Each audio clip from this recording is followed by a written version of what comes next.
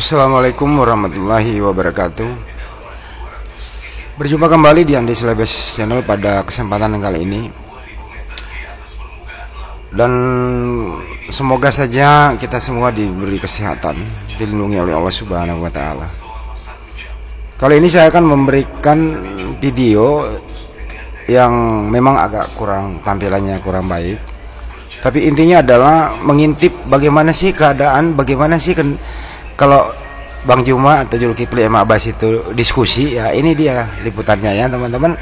Ternyata tuh stay-nya seperti ini gitu. Ini saya intip, ini hidden kamera. Beliau tadinya nggak tahu, tapi endingnya juga tahu. Ya, kira-kira begitu teman-teman. Ini dia liputannya. Jangan kemana-mana. Si bahwa tiada Tuhan selain Dia, salah enggak? Salah, saya nggak pernah tahu. Berat. Tidak bisa pernah saksi. Untuk apa itu? Perintah siapa itu? Untuk apa bersaksi seperti itu? Berarti iman Anda diragukan kalau begitu. Saya tidak mau menyaksikan hal yang saya tidak tahu. Aduh, bahaya itu, bahaya. Nah, Saya saksikan hal-hal yang tidak tahu. Sekarang saya menyaksikan hal yang sudah saya tahu. Contohnya gini, saya tahu si Muhammad pernah menjadikan beda. Jadi gini, Opung. Saya bersaksi tiada Tuhan selain Allah. Kan itu poinnya. Ada yang bisa mengalahkan iman saya, kayak gitu. Jangan direkam wajahnya Bang Juma ya. Wajahnya dan direkam. Jangan, nggak boleh direkam. Saya bersaksi tidak ada Tuhan selain Allah. ini di mana? Di gunung ya? Enggak. Saya lagi sama teman-teman. Saya bersaksi tiada Tuhan selain Allah. Nah, Yohanes Salah, 13 juga. putus lagi. Oke lah, ganti dulu channelnya itu supaya apa? Di mana itu? Putus-putus. Oke. Nah, ini ada pendeta ini, silakan. Ya. Pendeta ini lagi, pendeta satu lagi nih. Nanti ngamuk. Saya orangnya saklek, saya jebret. Ya udah dulu ya Pak ya. Ini lagi mau makan dulu Pak, lapar saya Pak. Oke, terima kasih banyak. Selamat pagi. Nah, itu ya teman-teman. Kira-kira seperti apa gitu. Bentar Ini ya. membanding Itulah penampilan atau ya gaya-gaya Bang Juma kalau diskusi dengan lawan diskusinya kan gitu. Kebetulan waktu itu lagi ngumpul santai, ada telepon dengan Pak Lamsan Naibaho. Ternyata Pak Lamsan kenapa sih, ada apa dengan Bang Juma, ada apa dengan Pak Desugi, Ustaz Sugi gitu ya, selalu ada sesuatu gitu. Mestinya diajak diskusi saja gitu. Bahkan kami tim muslim mengundang dengan teman-teman yang lain, ya datang aja atau kita datengin. Kenapa? Enak loh di rumah Hobbit ini, kita bisa jadikan ajang rekreasi sambil diskusi lintas agama, berdiri, duduk, jalan-jalan, menikmati pemandangan yang indah. Ya ini yang tampil di layar teman-teman. Ini waktu menjelang sesudah peresmian Masjid Nur Maulidah, kita kembali ke area-area seputar Taman Wisata Rumah Hobbit Bolangi. Ini milik pribadi Zulkifli M. Abbas teman-teman. Ya ini bukan sewa, ini hak milik bersertifikat begitu. Dan di sana warga sangat mendukung. Terima kasih kepada seluruh warga yang mendukung gitu. Dan di sana memang daerah itu adalah mayoritas Bugis. Ya, yang konon sejarahnya berasal dari Kabupaten Bone atau Palaka Bone, Sulawesi Selatan. Tanpa basa-basi, kita kembali ke video berikutnya. Ini dia liputannya. lagi membandingkan dengan kitabnya orang lain. Jangan kayak gitu. Ayolah pendeta, pasang badan. Mana Bang Suma? Mari kita dialog. Ambil Al-Ikhlas dan juga kemudian Kisah Para Rasul 2 nomor 22. Kita adu. Kenapa? Kalau agama Anda itu tidak menggunakan istilah-istilah Islam, maka muaranya bukan ke Timur Tengah. Kemana Bang? Patikan. Makanya ada kata Alkitab, ada kata Allah, ada kata Rasul, ada kata iman, ada kata berkat, ada kata roh, ada kata kudus, syafaat, mujizat. Itu dari mana bahasa-bahasa itu? Kalau bukan dari Quran. Coba, dari mana? Nah, jadi saatnya kita jujur. Ini Saman Digital. Seruan saya kepada pendeta-pendeta, yuk mari kita diskusi. Jangan yang dimajukan itu jemaat-jemaat sekolah minggu, ya, tukang parkir di gereja, ya kan? Ketemu Bang Handi gimana? Ya itu dia makanya. Ayolah turun lapangan. Oh nggak bisa dia nggak berani. Pak Bambang apalagi. Ente hebat di luar, giliran kita datang umpat. Didatangi lo kampusnya. Bambang Nursena. Iya. Orang udah nunggu di kantin. Mana beliau itu, si prof itu? Sekarang kita tunggu, sekarang kita dialog. Lihat belakang dia, Bambang. Oh pulang. Ngintip gini, siap itu lewat jendela. Pulang lewat belakang. Tapi kalau di internet, keluar kayak gitu. Habis itu Islam juga nya di bawah-bawah. Kan gitu.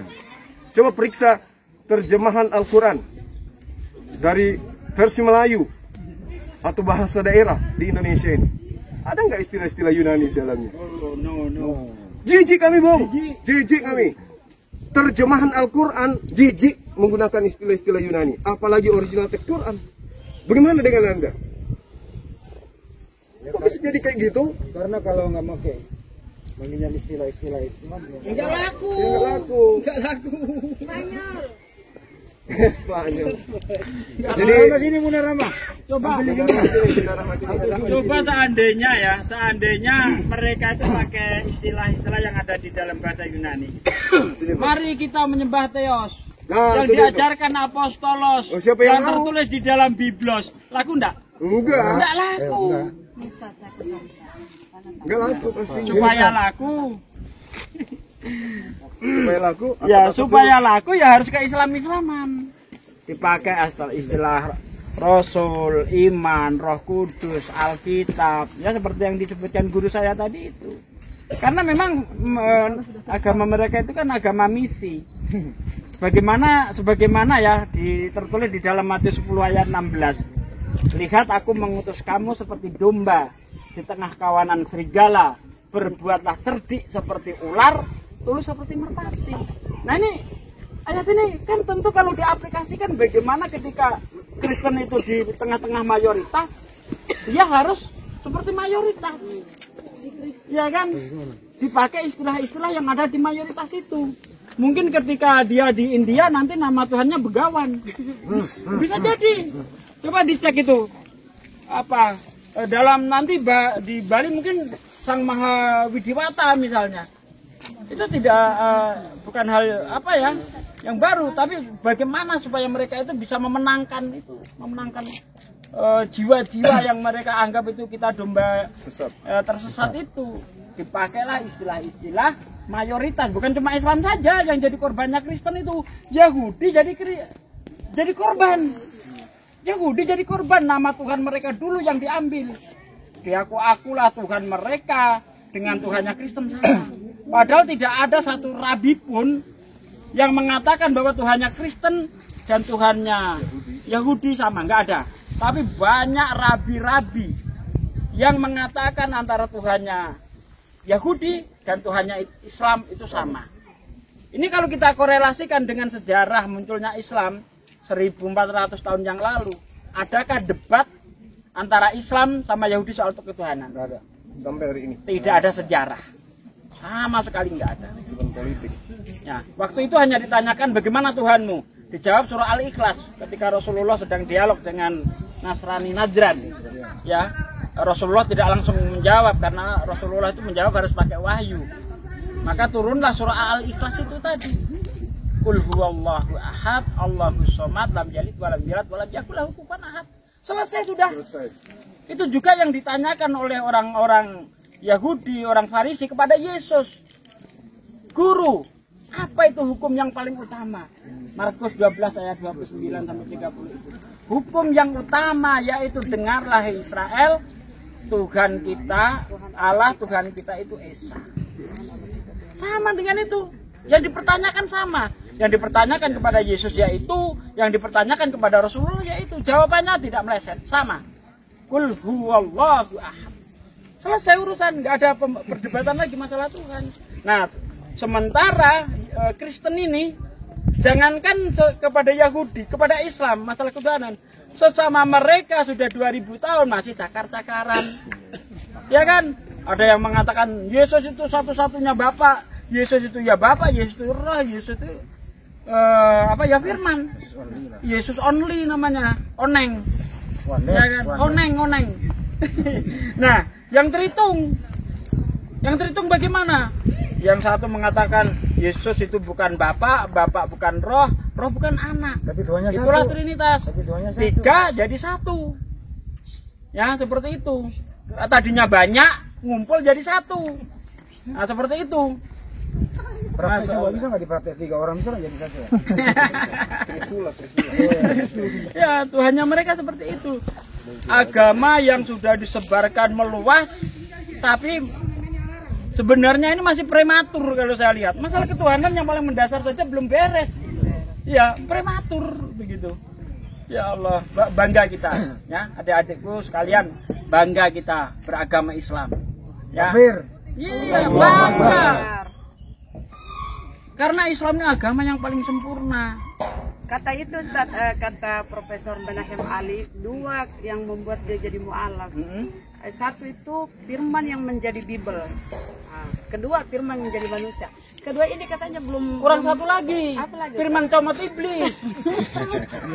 Iya, Markus 4 ayat 15. Firman dicomot iblis. Itu kurang. Katanya sampai sekarang kan belum kelar-kelar itu. Firman yang Bible mereka kan beda-beda itu. Iya. Itu yang membuat Menahem Alif katanya dengan firman menjadi manusia. Yesus itu kan firman menjadi manusia kan belum kelar, artinya mereka masih Dia nggak mau ribut. nolok, kan sering dipakai mereka tuh bahwa mereka itu mengatakan Bible-nya itu mereka mutiara. Jadi jangan terlalu memberikan kepada Muslim, jangan memberikan Muslim kebali kan?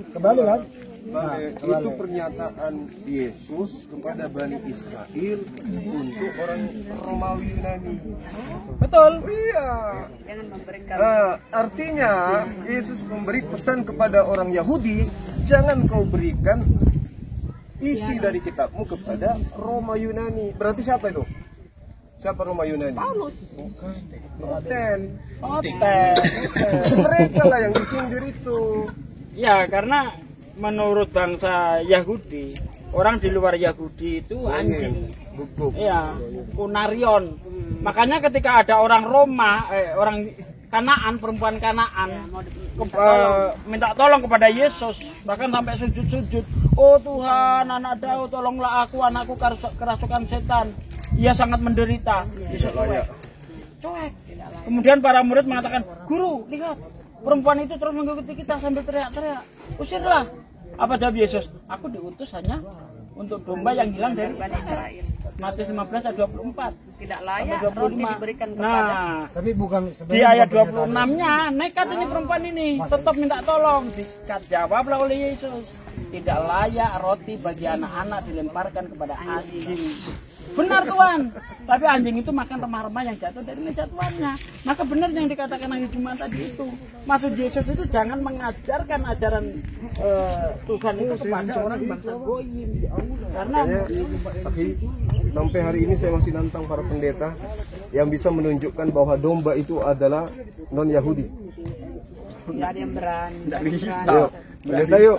Ada nggak di dalam data Bible Perjanjian Lama, ya, dari sejarah Yakub bahwa non-Yahudi atau Israel atau Yehuda itu disebut domba? Kalau ada, saya tutup channel, berhenti jadi apologet. Allah Akbar. Ada? Jadi domba itu hanya untuk Bani Israel. betul. Di luar Bani Israel itu ada yang disebut guguk, ada yang disebut ancueng. Nah, itu yang terdata tuh. Anjay. Jadi jangan Anda merasa ke Indonesia untuk mencari domba sesat. Tidak ada orang Yahudi di sini. Orang Yahudi? Dari suku mana? Yahudi mana? Nggak ada orang Yahudi di Indonesia. Jadi, salah alamat. Salah alamat. Harusnya ke Palestina.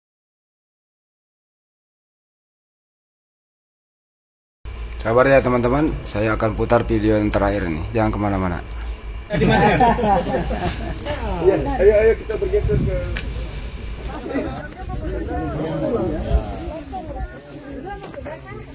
Udah selesai? Sudah. Gimana? Udah kembali? Udah ya?